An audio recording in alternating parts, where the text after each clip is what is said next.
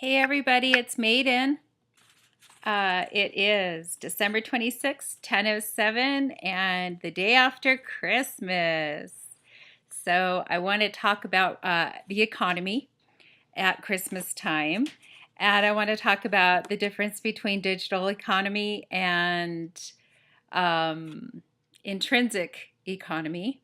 And I want to address my president. I hope you're having a wonderful Christmas with your family and you're getting some downtime to just reset your heart and mind about your faith in God to do these great things, because we got a lot of stuff coming up this year.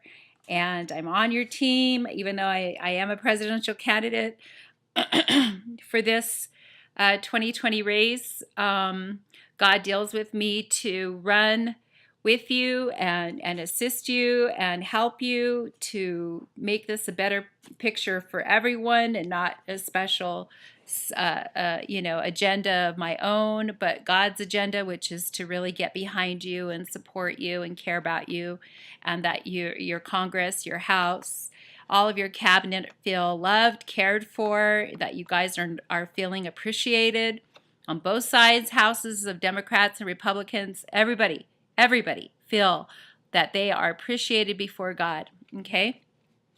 Because if you guys can get your act together over there in Washington to bring this forward, it's going to be for everyone, okay? But if you guys are withholding your influence, if you're withholding your books, if you're withholding your integrity to hold on to criminal money or any kind of criminal action, you feel pressed to do that in the privacy of your own heart throughout Washington. That's not good. That's not a good thing, you know. So there's a lot of silent issues that are ancient issues that has allowed this criminality to grow to the point that it has. You guys call it a swamp or whatever you want to call it, but God sees it as an individual issue first and then a collective issue together. And so everyone individually needs to be using this Christmas season to really, really search your own personal heart for any kind of criminal action that you're perpetrating that nobody really understands that you're doing, because that is what is going on. It has been a systemic criminality. Okay, so if you want to look at why does a person go criminal, it's because they feel like a slave to the actual system. Now, let me give you an example of this from a very good-hearted person. Okay, I am bonded to the fire and rescue through a $5 million bond that I was basically forced to get for my transportation company that is no longer running. But while it was running, and while I did have that fresh vision of doing this transportation company with my trolley and with my VIP bus, you get started in business and you have these great dreams, and you really don't understand the bureaucracy that is ahead of you. So everywhere in Santa Fe that I have tried to do my vision, I have been stopped by the bureaucracy of saying you now have to buy a very costly bond to do this or do that. And it's been in the sector of insurance, and it's been in the sector of infrastructure. Like when I had my $3.5 million commercial project for the village, a literacy center to teach forensics and finance and identity to the local community here, who has sometimes a very hard time just to read. So the literacy center has a huge vision of empowerment through understanding how to read and write, then going from there basics to into your identity and understanding where you are as a person, as a citizen of the United States of America, and how to prepare your life for this venture of finance. Because if you don't have any understanding how to read or write, you're not, they tell you, even if you know everything I know, you still get bullied by the local law bar association representatives, attorneys will literally bully you and tell you that you have no rights because you have no money. And I brought my victims for illegal foreclosure to a local law firm here that is very well established. And they brought me in with my people, and they listened to everything. All of these families, at least a dozen families I took with me. There was literally like 50 people in this conference room at this local law firm who invited us to come. And I stated my case, and I brought my people. And basically what they did, one of the most high-ranking securities attorneys in New Mexico, in the United States actually, put his hand on his hip after everybody left and stood over me and looked down at me, and basically in a tone of disrespect and complete dominating and controlling, overbearing attitude and disrespectful attitude, looked at me with his hand on his hip and said, "Lady, if you don't have any money, you don't have any rights. And all of your people, this is not financial, or what did he call it? Legal aid. This is not legal aid." Okay. And so, I mean, I cannot tell you how disheartening everybody felt after all of that meeting and bringing our cases to some attorneys who could have really helped us, but they refused to help us because we didn't have it. My people didn't have the money for this. This isn't low income. This is really wonderful perpetuity families of the Royal Crown of Spain, and they are excellent, hard workers, faithful workers. Everyone in Santa Fe, most of the people I know here, they work a job, they work at the city, they work at the state, they work at in blue-collar jobs, and they have a home by the skin of their teeth, you know. So when this thing went bad, and I was a qualifying broker of my own real estate company, they're all there asking me what happened to their equity position when the bottom fell out of their equitable positions. And we're there trying to get protection through our local most established attorneys, and they were the most abusive attorneys. So I'm telling you, there is a Santa Fe ring cabal, and it has sabotaged every effort I personally have had. And then, and I see it with the local community as well. So that's why I'm here, and I'm standing opposed for this righteousness to come. But I'm talking about my House and my President and my House of Representatives, that this mortgage issue and these loan issues of consumer credit issues and consumer credit, the world of consumer credit, it's negatively bad. And the world of mortgages, negatively bad. And not only that, it also does not honor our rule of law based on common law. It has gone digitization, okay? And it is completely undermined every per pia persona equitable position of contract of these local people here in this community that I am standing to protect throughout New Mexico. Okay, so I just want to say that the economy, digital versus reality economies, need to have a demarcation line between them. And when you guys are doing, like this morning on CBS this morning, want to do a shout out to Vladimir and Dana and Brianna. You guys did a good job, and a lot of good stories came forward from that. And one of the things was Vladimir was saying is that the holiday shopping was at $598 billion, okay? And that's $33 billion higher than last year, and a 4.9% sales up from last year. And then they went into the online sales versus the brick and mortar sales.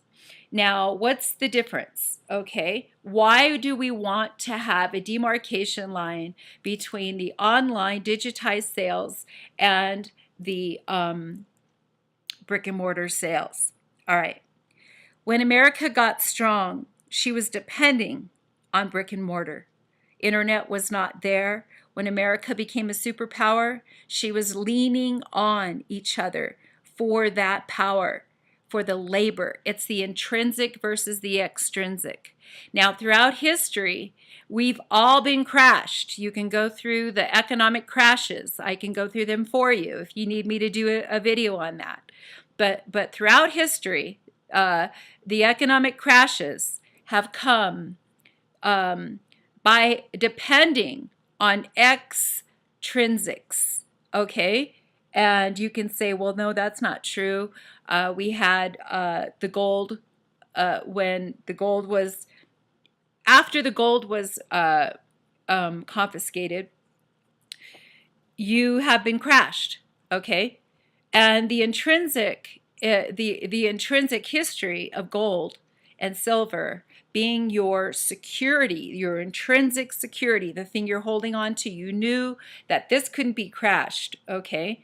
Well, when we have a fiat currency, and then you next to your fiat currency, and your fiat currency is what everybody has got in their wallet, and everybody's got in the bank, and everybody gets paid by this fiat currency. You're asking for a crash, okay? When you have a gold or a silver, even that can be crashed. My point is, when you see my face, Maiden, I will be pushing you and challenging you to wrap your arms around truth, okay? So that we can build America back to the superpower that she is, based on truth, based on intrinsic value. Okay, and so I am challenging all economic strata to line up with this economic basis of truth. Okay, guys, can you hear me? All right. So you have two portfolios. You have a digital portfolio that you best not have all of your wealth tied into, because they're going to jerk chain you. They're going to go rally, like right now on Bitcoin. We've got on Bitcoin, it's coming out of a rally. Okay, now what is a rally? My definition of a rally is that they are confiscating wealth. So you get it. What they do is digitally, they take you up, high, and then all of a sudden just drop you and confiscate the wealth. Then as soon as they drop you and confiscate the wealth, they go back up to take you back up. And it's like a roller coaster, unsecured roller coaster. It's like getting on a roller coaster without any seatbelt. Okay, so this is the atmosphere. So right now it's rallying up to 15,000. And you guys, I mean it. I mean, you're the smartest people in America and all over the world, really. Why would you do this? It's a get rich quick. It's a casino attitude, okay? So I just want to say that isn't the kind of wealth that is conducive to America. And I pray our president will hear what I'm trying to tell you is true. Now, on the intrinsic side is everything that you're building with. So that's your home, that's your career, that's your everything you put your hands to cultivate. Those are intrinsic value contracts, and those are intrinsic value portfolios, and those are intrinsic value assets that nobody should be able to play with and digitization is playing with you. Okay, so if you do a rocket mortgage, you're asking for it. If you are doing another kind of mortgage where you have the two parties there in front of you, propria persona, and you're putting together contracts face to face, skin of the deal, that's old commerce, that is old common law, and that is stable, good finance. You have the property there. You both have walked the property. You have the contract there. You both are looking at each other eye to eye. You have your reciprocity, hopefully your reciprocity contracts rather than a mortgage. Mortgages are bogus, man. And these are the judgment calls that still need to be made. And this is along the lines of our health care as well. So when our Congress and our House come back together and convene together on both sides, Democrat, Republican, and our president and his cabinet and all they're in, Congress and House, You guys need to all have an understanding of the difference between intrinsic, and extrinsic, and intrinsic, and extrinsic, intrinsic, and all of that therein. You guys need to get your hands and arms and minds around the identities of the concepts of intrinsic finance, extrinsic finance, and the doubles and triples of all therein, okay? And that's God's word. He's lining up. You're lining up with God's creative power when you guys start digging deeper into economy than you have been, because it's been very, very shallow. You've been given, it's almost like giving a 3-year-old a checkbook of the finance of the world, and they're looking at everything like with play money. And you're having to take that little checkbook back and say, okay, let's start over. Okay, so the Bitcoin is going to sabotage unless we can get a demarcation line running through digital finance and intrinsic finance. Okay, and understanding that. Now, the computer world, the tech world is running really fast, you guys, rickshaw over all of you. So nobody has gotten that baby under control. So you've got to, I reached out to Mark Zuckerberg on Facebook, because that is, I mean, you talk about a bond yield that nobody receives anything from. Mark Zuckerberg has got 100% of all the value running through Facebook, and isn't even apologizing for that, because nobody has even seen that, and it's just appalling to see the exploitation of value there. And then all of a sudden, you know, and then in all of the digitization world as well. So you guys, for the most part, this is why the 1% has laughed all the way to the bank, because the 99.9% have allowed themselves to drink the Kool-Aid and suck into a lot of this false narrative and false security finance. Okay, so I want to this is up. So this is the follow-up on CBS News this morning. CBS this morning stories. There were a lot of really good stories here, but a very, very powerful, very powerful issues here. The FDA, okay, is called the firm. If you go back into the FDA, forensically, it's the Federal Deposit Accounts. FDA is actually guaranteed deposit accounts from the United States government on the sector of Food Drug Administration. It's huge, and they're all self-regulated and highly exploitive in their sector. So here is food poisoning now going all over the place, and with listeria and salmonella and allergens, and just a lot of, I personally am always in pain in my stomach, always. There is, you know, I can eat stuff and it tastes really good, and then all of a sudden, just within, you know, a short period of time, my stomach is on fire. And I know I've been diagnosed with ulcers and all of that, but if you can't find food to help you, you would rather just not eat. I know that myself. So my line of work and all of that has required me to be really sensitive to food. And then Bill Gates apparently is doing some studies with poop and pee in food, and that is very destructive. I think that, you know, if you guys are making water out of trash and all of that, you really need to have full disclosure and transparency.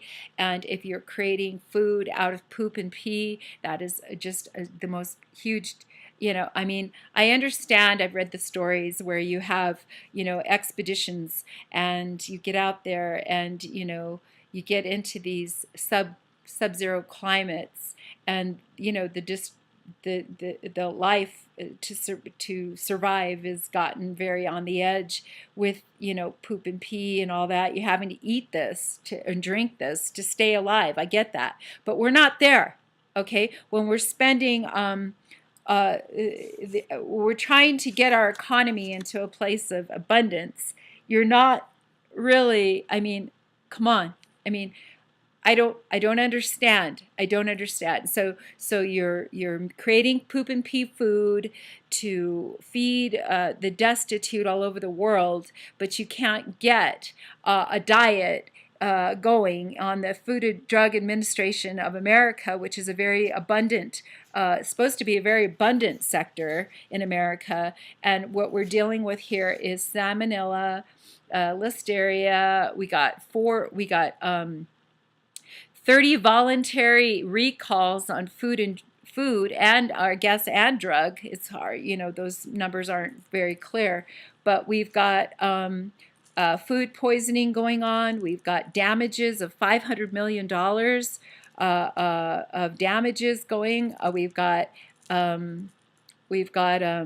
people losing their fetuses over these issues. We've got serious irreversible medical conditions going on. I'm a recipient of some of that. We've got consumers in jeopardy of all kinds of stuff. The consumer jeopardy stuff is huge. And the consumer lending, I mean, the consumers are really our backbone of America.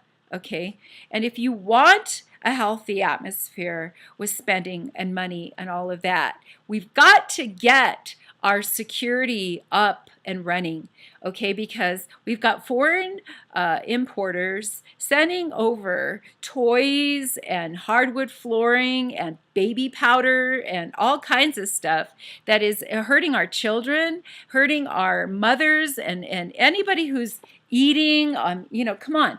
So we've got to not have the FDA regulating themselves, okay? We need a third-party authority to look into any sector and say, this is unsafe, this is toxic, this food isn't good.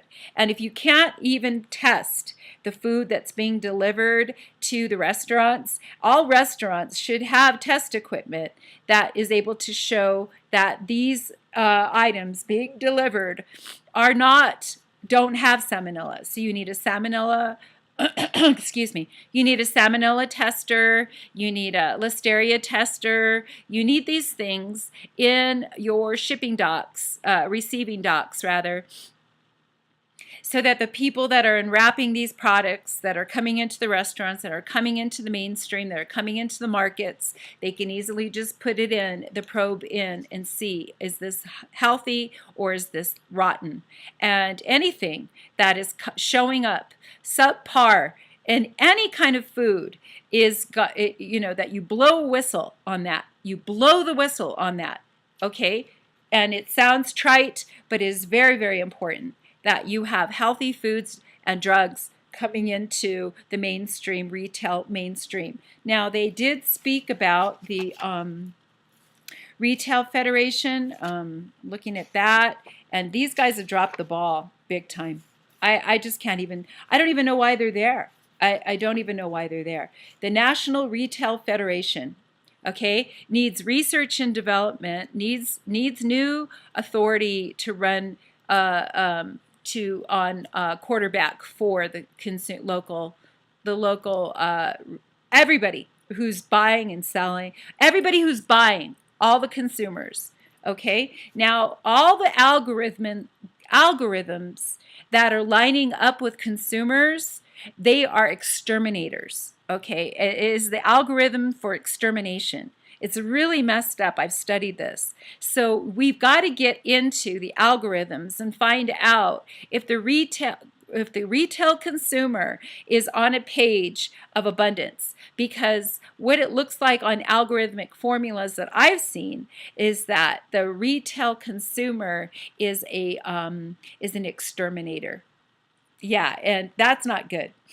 Okay, so there's a lot of acronyms in your algorithms that are running double time, triple time. All these different definitions are connected to one algorithms, and those are cross-indexed inaccurately. So from the very top of the math all the way into the retail front and center, where the consumer is actually there with her pocketbook, and moms are buying groceries for their kids, and all kinds of military spending, all kinds of stuff. You guys, this is where the battle for America has come down to. It's in our spending. It's how we're buying. What are we buying? How will that kill you, basically? I mean, there's stuff literally that we're buying that is poisoning people and all of that. And so our front line consumer spending, from the time that the product gets delivered off the trucks, our trucking industries, and our truckers are moving items. They don't even know what they're moving. I asked my ex-husband, who's a trucker, do you know what you're moving? And he said, there's times I don't even know what I'm moving. I'm just picking up the truck and I'm moving it, and it's sealed, and I don't have any idea what I'm moving. Okay. Well, there's issues with that, okay? And they're not responsible. Our truckers are trying to just stay on time and getting everything moved. So whoever is loading these trucks and sealing them, they should be testing what's going on here. They should know what's going on here. Not our truckers, but the ones who are loading these trucks, okay? So there's accountability here. We all need to work together, guys. Consumer confidence. We deserve consumer confidence. We, the people of America, deserve consumer confidence. And our truckers need to have a confidence that they are not aiding and abetting in any kind of trafficking. Okay? And you guys are shutting and sealing these trucks, and they don't even know what's going on. So, So I just want to say that consumer confidence is a sharehold in the new Maiden system, is that every single person who is responsible for delivering safe goods, retail goods, is a shareholder of that action, of their participation. Everybody's participation should have an incentive to do well in, okay? And that is returned financially back to you. So in sovereignty is being overdoing, okay? Your character of being is high, so that all the outflow of your life is flowing into doing well, okay? So if you have high character, you're going to want to do a high output of production in whatever it is your contribution is, right? So, and then if you bust somebody in the process of you doing well, and you're like, no, I want to look at that closer, and you look in and you find a fraud, or you find a poisoning of consumer goods on any level, a toxic of any level, and you stop that action because you've taken an extra time to look into it closer, you are rewarded of the amount that is been confiscated, the amount that you have blocked from going into the consumer. You're protecting the consumers. Your consumer protection is happening on your sovereign watch, okay? You're protecting the human lives, that especially if you're in food and drug, okay? All right, so I want to talk about the fires that CBS this morning was talking about. We have 280,000 acres that have burned. Okay, now that all has value, and this is a fire that was started. That this is not in the CBS. They're not allowed to, probably not allowed to report the true story. But the true story is that these fires were started with some kind of a weapon that lasered down into this California landmass and started these fires, okay? So now we have 280,000 acres, so this is a huge portfolio in the damages. We've got it 86% contained, which is awesome, and that should be on, if it was my watch, I would be shareholding this to the hot shots, to the firefighters. We've got 1,000 homes that were burned. And so they are obviously having to, they've got homes and buildings, 1,000 homes and buildings. We got 1,600 firefighters that should have a sharehold status. That's including your hotshot firefighters. These guys should all be getting sharehold status of this land, of the value of this land, protecting 280,000 acres. Well, the Misha, how are they protecting it if it's burning? Well, dude, you have no idea how this could go badly if they weren't even out there, okay? Because they're having a hard time doesn't mean that they don't have value out there, big time. Okay, so we've got one of the firefighters out there, which is just probably one case in point for a lot of these guys. He is saying that he's missed all the birthdays, all of his anniversaries. He's out there fighting fires on his birthday, his wife's birthday, their anniversaries. So this is like doesn't have any respect. Some of these devastations to go out there and stand a post on the first responders post means that you don't even get to honor your own relationships. You don't get to honor your own birthday. You don't get to be with your children. You have to sacrifice, guys. This is my point. This is what our military is doing with the backwards insurance up to this point. Our military, our firefighters, all these guys are worth more dead than alive. And I take huge issue with that. And I'm going to continue to harp on this until I see a difference. There's been no rain there since February. Okay, that is predatory because you guys seem to be able to create hurricanes and storms of winds and rains and all that stuff for, you can't even bring rain to California. Hello. Oh, dude. And I don't mean, to flood California. You guys can responsibly bring rain to California. Okay, since December 4th, we've had 1,000 homes and buildings, 280,000 acres. We got 1,600 firefighters out there with their hotshot firefighters as well. We got, this is going on, and this is huge. This is really, really big assault against America. Okay. So I want to go segue from there into the San Juan, Puerto Rico island, that it's still without power. The power is down. We still have hurricane damage out there all over the place. And people are in shelters. I mean, I don't understand. This is a part of the asset portfolio of America, of the Americas, and we're just dropping the ball there. Okay, during Christmas time, I mean, it's like, come on, you guys.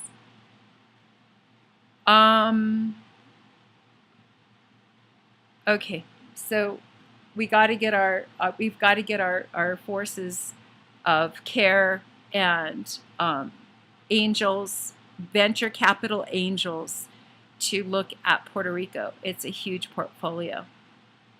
Okay, we have.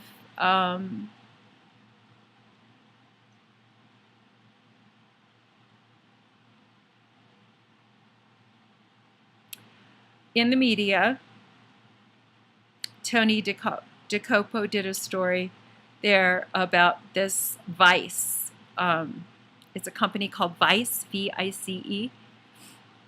And they were a big media company, but they had a real added atmosphere around them for sexual harassment. And, just like a really predatory atmosphere if you get involved there of a very abusive work environment about being sexually harassed. And I guess the atmosphere socially had a lot of alcohol and partying, and then it went down from there. So again, our character as sovereigns, we have to bump that up. We have to be able to walk as sovereigns in our ideas, in our support of confidence, walking confidence that we are all there for a higher calling reason than to be abused or harassed or whatever that is. It's just a really awful, awful atmosphere there. And where else are we? I want to talk about the Kennedy Center honorees.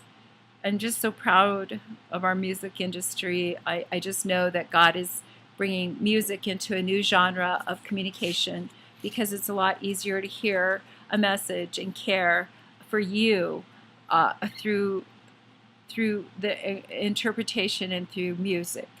And so I want to say that Anthony Mason did this story on LL Cool J, just a really a wonderful transformation story there, who he is and his quintessential identity really represents, he said that when you are growing up in the inner city,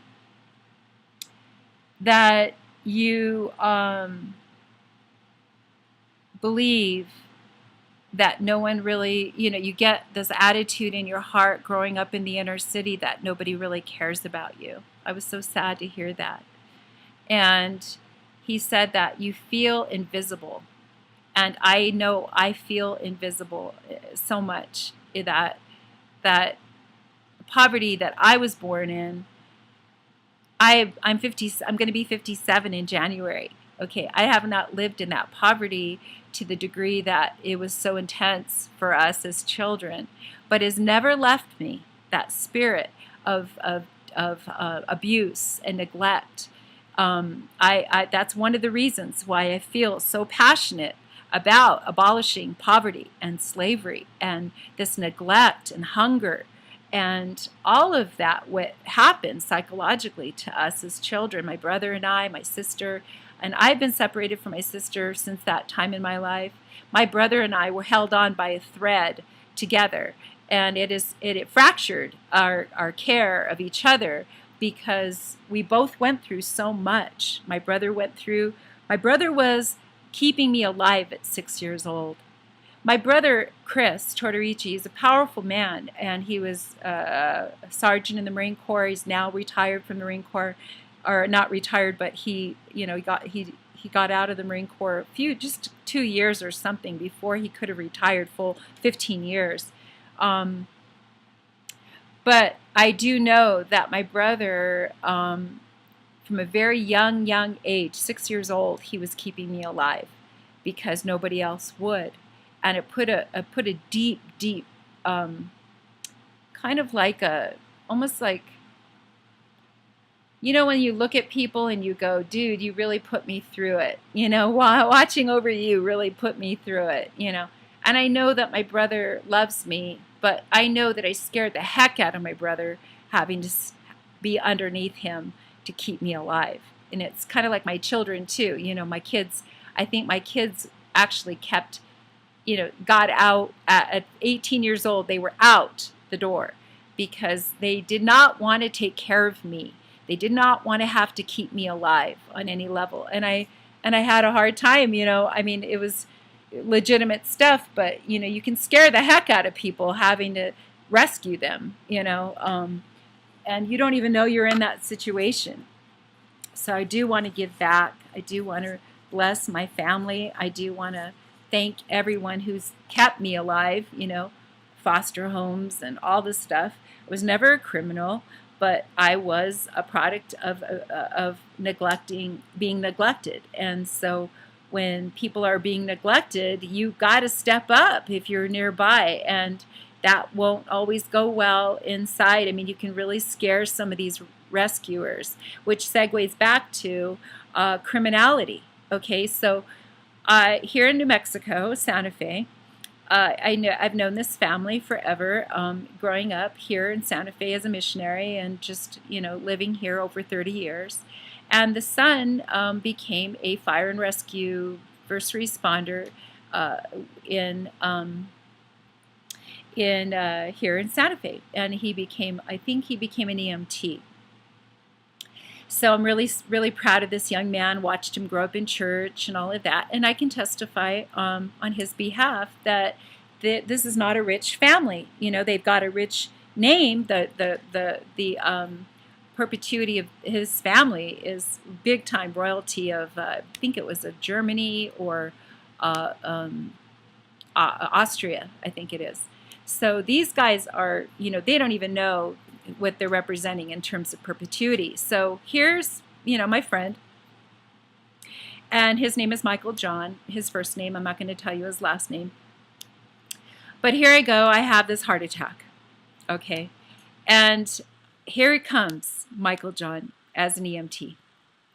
And he loads me up, and he's there, and all I can tell you is that I was so comforted knowing it was him, that he was taking me into the hospital. So then what happened was I heard later on that he took a credit card from somebody that he rescued. And he didn't even do, like, the person, he took advantage of the situation, you know, like when you're rescuing somebody, they have their purse, they have their belongings and all of this. I know this young man. He is not a criminal. He is not a thief. He is not anything that is to be disrespected. But for him to go and take this credit card and buy his stupid stuff. I mean, I looked at the list that he got, and he didn't even like try to, I don't know. I mean, it wasn't like this high-tech, you know, robbery. He charged some stuff for his wife, I guess, and bought some tools or whatever, and went out to dinner. And then he got in trouble. They caught him. They tracked the credit card, and they found him, and they fired him from his job. And I sat with that, and I cried about that, because this young man is beautiful, and this family is awesome. So I thought, God, what is this? Why did he do this? And is God showing me because of poverty? They barely get paid. They are always being tested in their character. They barely get paid for what they do. And here was a situation he thought he could get away with, you know, but he didn't. And he costed him a lot. So is he a criminal? No. But is this poverty driving him to just do something like this out of the ordinary, thinking, okay, well, this guy died, I guess, and so I guess I could just take what this is, you know, in front of me. Who's going to miss it? The credit card company. And he ended up getting arrested, doing jail time. I guess it's still in the court case now. And I stand for these guys. I'm not saying I agree with any kind of criminality or any kind of exploitation of the dead, but I am trying to say that the living are worth more dead than alive. And I can't stand it.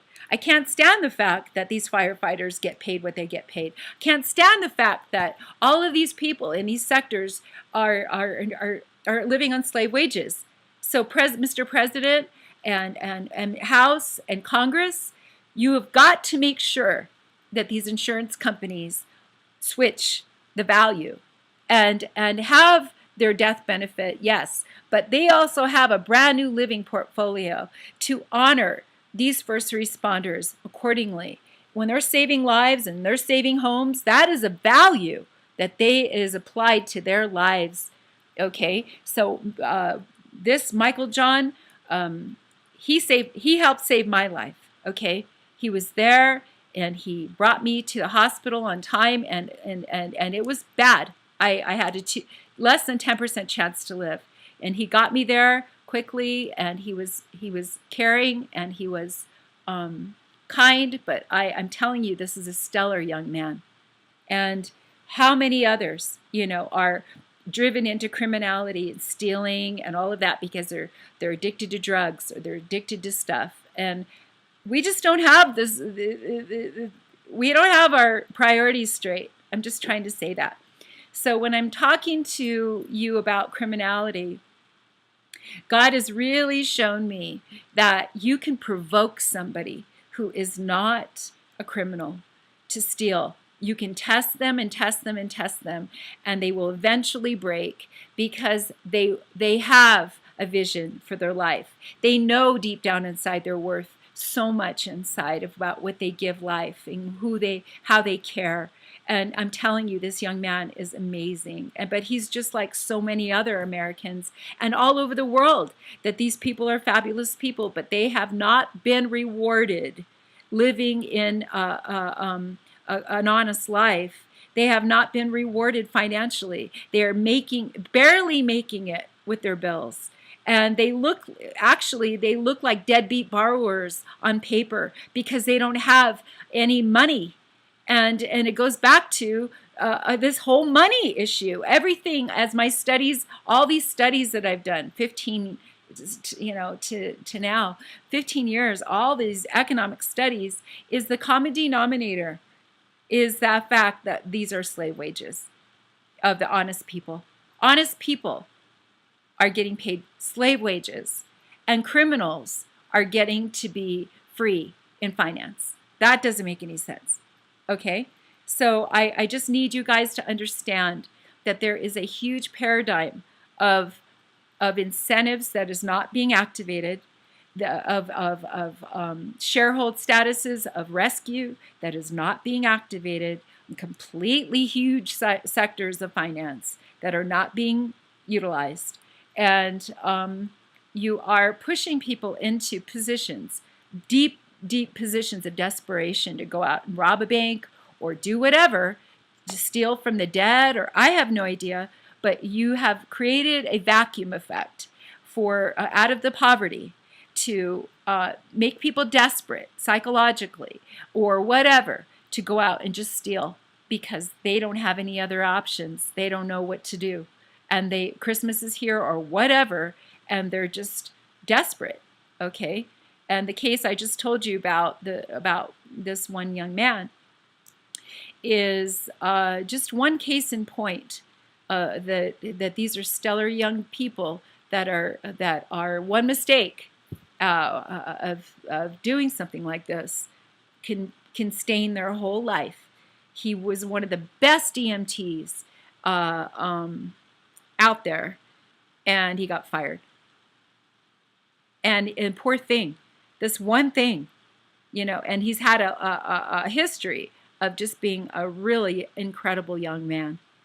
Made one bad decision, and now he's lost his job, lost his momentum, lost his credibility, lost his, everything was a huge loss over being financially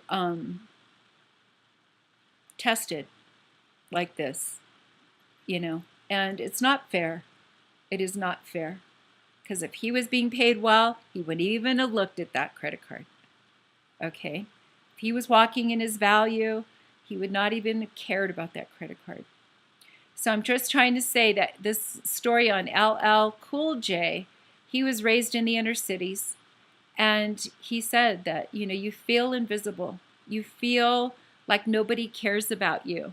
This is the job of America, to snap out of it and start really, really showing our country in the inner cities and all they're in that they have value.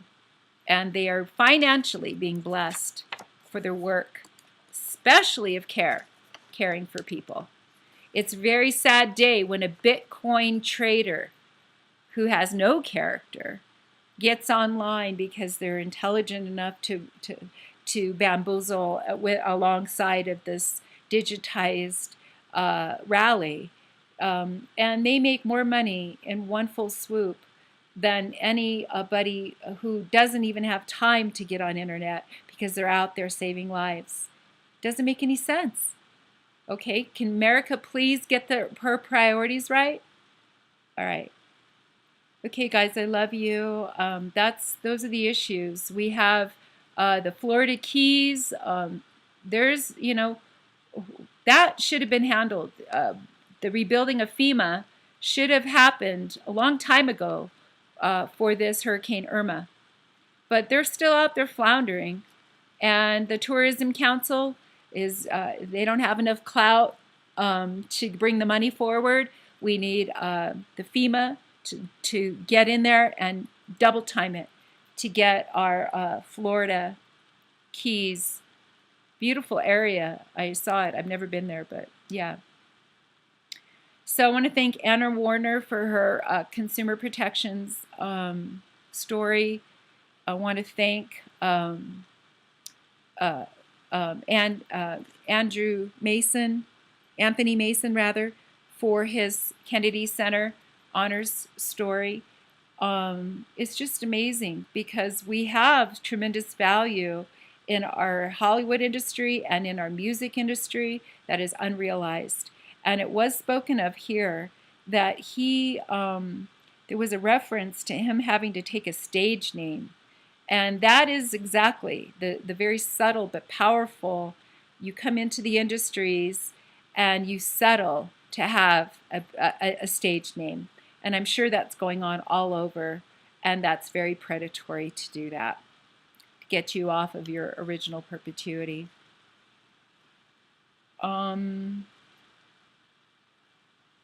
Okay, guys. I want to just say these issues are huge. These are really big issues. And I need your attention on these issues, okay?